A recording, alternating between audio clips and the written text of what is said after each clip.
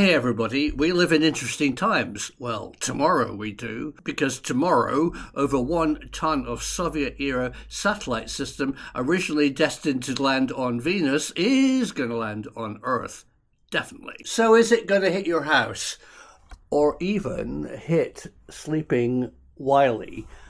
I sincerely hope not. Let's look at the statistical evidence. Here's the latest data from EU Space, EU SST. As you can clearly see, I'll cut to the graphic, the green and the yellow lines are the orbit of the decaying satellite. Unless it goes haywire, it will probably follow one of these green or yellow orbits. Well, statistically, 70% is over ocean, leaving 30% over land, and of that 30%, only 10% is highly populated. If you're deeply worried by this, there are a few places on Earth that you could go today, including Finland, Norway, Iceland, Greenland, Antarctica and the Arctic, bits of northern Russia, and of course northern Canada, including Alaska, are not going to be hit. So what is this pesky bugger and why is it coming back to Earth when it was never designed to? Well, it's actually very exciting. Back in the 1970s, the Soviet Union had a very successful mission to our sister planet Venus. They put satellites in orbit around Venus and also successfully had a Venus lander, which sent back amazing pictures and data. And this was another one of those missions. But it went horribly wrong. So what went wrong? This was the planned mission. It launched successfully into LEO, low Earth orbit, where it would be stabilized, and then at the right point of its orbit, it would fire its rocket and send the little satellite over to Venus. Well, the launch went well. Here's the satellite in its nose cone prior to launch in Russia. But unfortunately, when they fired the rocket to send it to Venus, it exploded into 4 pieces. The rocket booster fell to Earth and large bits of metal hit a farmer's field in New Zealand. And that initial boost and explosion flung 2 very large bits, including the satellite that was going to land on Venus, into slightly higher LEO orbit, where they've remained since 1972. We think the 2 parts that we're tracking today are the Venus lander, which weighs over 1 ton, and part of its boost system.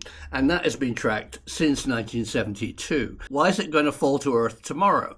Well, you have to understand that the Earth's atmosphere doesn't end, it slightly fizzles out. So even at the high orbit of this debris, there's going to be some atmospheric particles, and those eventually, due to hitting them and friction, have slowed them down to the point where they are going to re-enter Earth's atmosphere tomorrow. It's deeply worrying for one reason, because the Venus lander was designed to survive the atmosphere of Venus and land intact on the surface of Venus, so it definitely will survive its re-entry through Earth's more benign atmosphere, and as I said, it weighs over 1 ton. Originally, it had a large parachute designed for the atmosphere of Venus to slow it down for a soft-ish landing on that sister planet. Here's a picture of the Venus lander without the parachute system fitted on the top.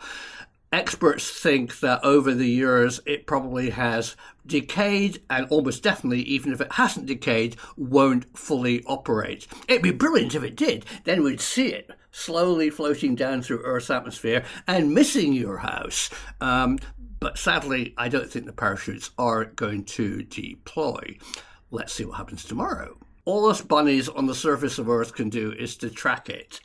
You might well be asking, why can't we shoot it down? Why can't we vaporize it? Or why can't we make it disappear? Making it disappear is a very good option. You all remember MH370 with this classic video. Now, a lot of people out there think that this video is just a fake prank.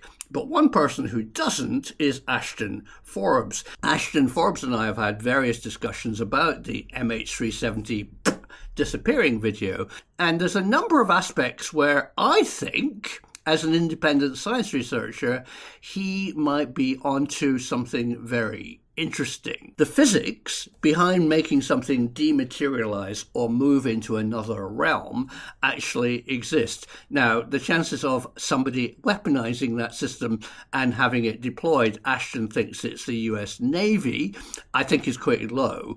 But there's another big clue from this video. Everybody and their Aunt Maud said yes, but the Corridor crew said it was a fake video. Well, I think they got it wrong. There's two bits of evidence which they ignored. The first being the explosion at the end, that the Corridor crew correctly said was very much like a stock footage explosion. They are correct, but they're missing the point. Back in the day, I filmed for a stock footage library through the BBC. Large chemical explosions filmed high speed in a dark room, and they look identical to the MH370 because all explosions look the same. So that means if some kid in his bedroom, according to the Corridor crew, bought a stock footage explosion from a stock footage library, it would look identical to the one in the video. That's true, but that completely misses the point. All stock footage explosions look the same. An explosion is an expanding wave. There's a shock wave, there's a central bit which is dark, and there's photons of energy as it expands. Now, there's going to be spiky bits, but, they all look the same. They might have even used the one that we filmed. Who knows? So, Corridor crew, yes, be a bit more honest. You could actually go to 10 film libraries and find a genuine photographed high-speed explosion, and they would all match the MH370. Do you get what I'm saying? It's not one particular file that you identified. In fact, all of them match roughly because all explosions in our Earth's atmosphere look the same. So in my humble opinion, it is a genuine explosion and doesn't prove that it's comped on from a film library because in fact all of them would provide exactly the same type of image. And then the second bit of 3D design graphical evidence that the Corridor crew ignored. So a kid in his bedroom is going to put these orbs circling around this aircraft that is obviously on fire or has a vapor trail. I think it's on fire coming from the hold. So where would you put the orbs? Well, you would put them on a surface layer. And what you wouldn't do is have it going behind stuff. Well, in the video, you clearly see it going behind stuff. But there's a clincher to that. One of the orbs actually passes through the smoke trail. Poof. And the smoke does the correct physics as an object actually passes through the particulate of the smoke trail.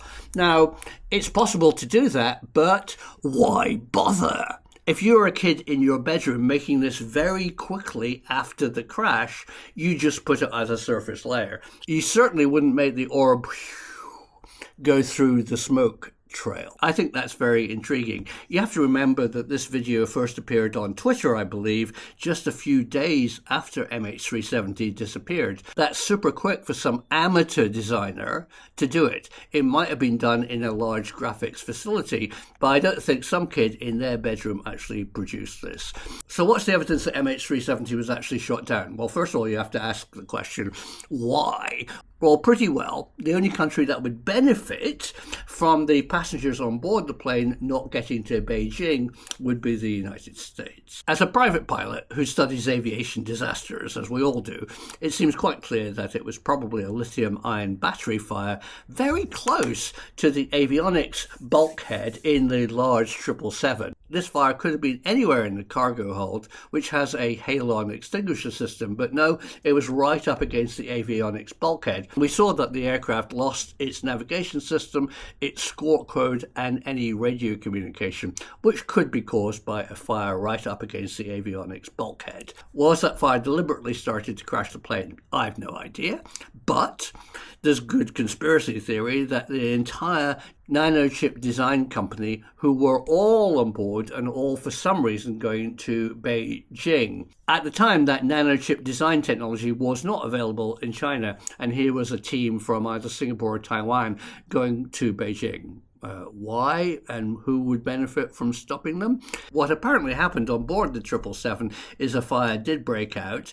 The avionics were destroyed. I think the cabin would be compromised with smoke and it would be partially depressurized. The flight crew had quick deployment oxygen masks and could still fly the plane, but they lost all radio and navigation equipment. But the aircraft didn't initially crash. It flew out over the Indian Ocean where a US Navy boat we know was based, and just possibly they brought it down using an advanced physics device. So why don't we use that advanced physics device, this is my link, onto the Russian satellite? Wouldn't that be amazing? If tomorrow we track it coming in and suddenly it goes poof and disappears, it would be amazing confirmation for what Ashton Forbes is saying, because that would be one way of zapping the bugger into tomorrow. Let's see what happens. This video is sponsored by the Ramones.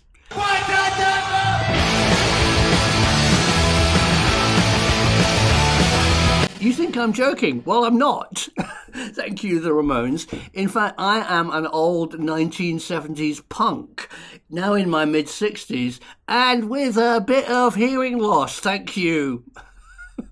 So a company called Ellie here reached out to me and said, would I like to try their old people's hearing aids, which are over-the-counter professional-grade hearing aids for me, the old deaf bugger. And I found them really good. Let me tell you about them. So Ellie here, link in the description, make these over-the-counter hearing aids. Now, over-the-counter hearing aids here in Europe are not commonly available.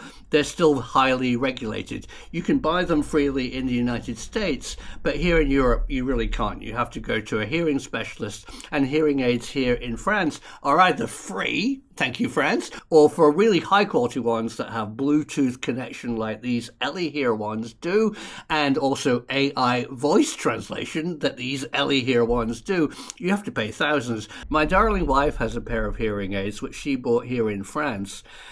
Ooh, they're good. Hello, I can hear you clearly now, which she's paid over 6,000 euros for. Now these, link in the description, are less costly than a pair of Apple EarPods, which I mistakenly got for Christmas, thinking they would work as hearing aids for me with mild hearing loss. And they didn't, because they're not authorized to be used in France. Thank you, Amazon and Apple.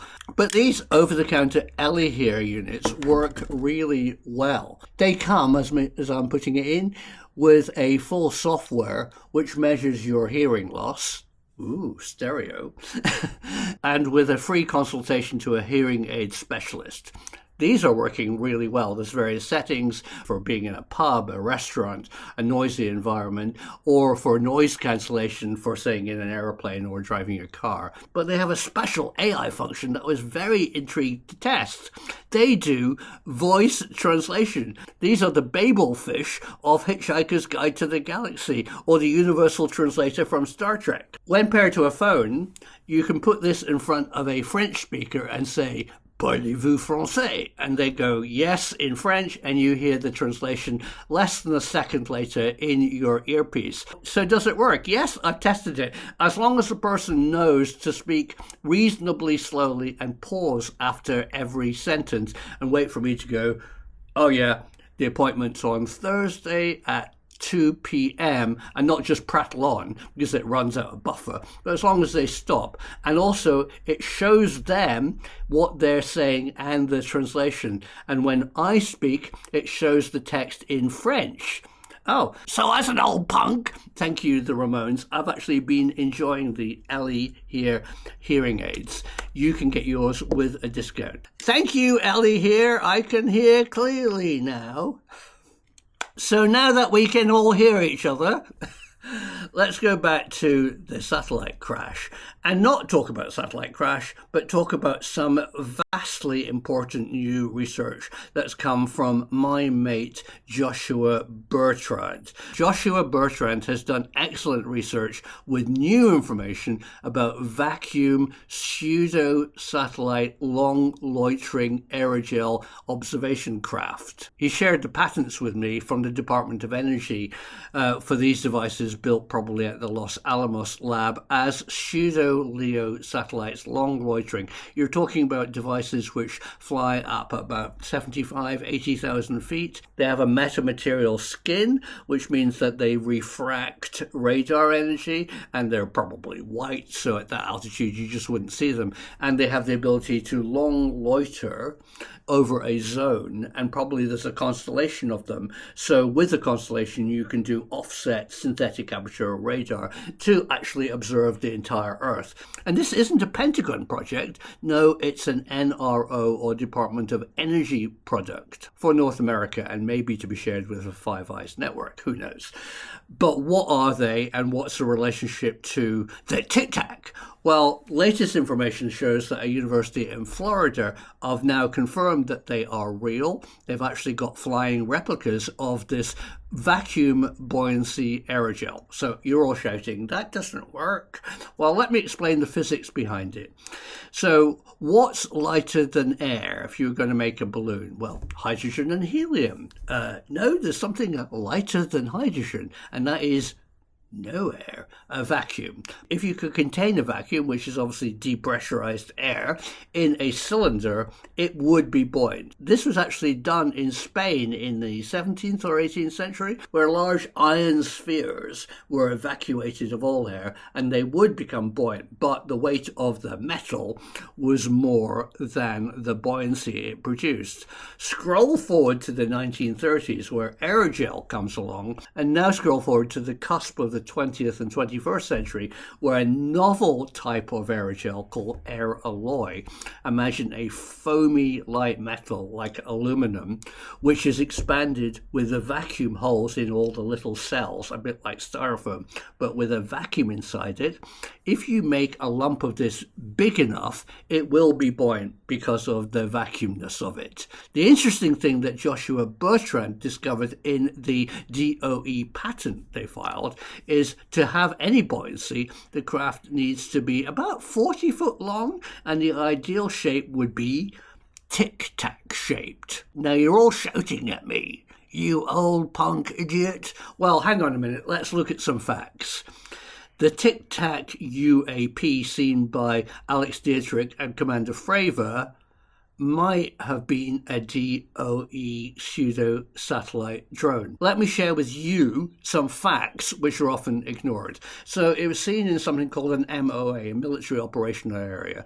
And if you look up the MOA it was spotted in off the coast of San Diego in the Pacific. It's an MOA where you can have multiple agencies operating at the same time. And it's specifically designed for testing exotic propulsion devices from undersea to space. Hold that thought. So the Princeton's doing a live fire exercise and has excellent radar, but a second perfectly authorized agency, the DOE, are testing their pseudo-satellite aerogel tic-tac thing from undersea deployment. It's deployed by an undersea vehicle. It blops up to the surface where it hovers and orientates itself, oscillating backwards and forwards and getting itself sorted out. It then, when sorted, goes whoop up to 80,000 feet. Its only maneuverable capability is really vertical, ascent and descent. It has very limited, because it doesn't need it, horizontal tracking. It might be able to station keep within maybe 10 kilometers, but that's all you need. But it ascends very quickly. I think it was simultaneously being tested by the DOE in the MOA. The Princeton were doing a live fire exercise.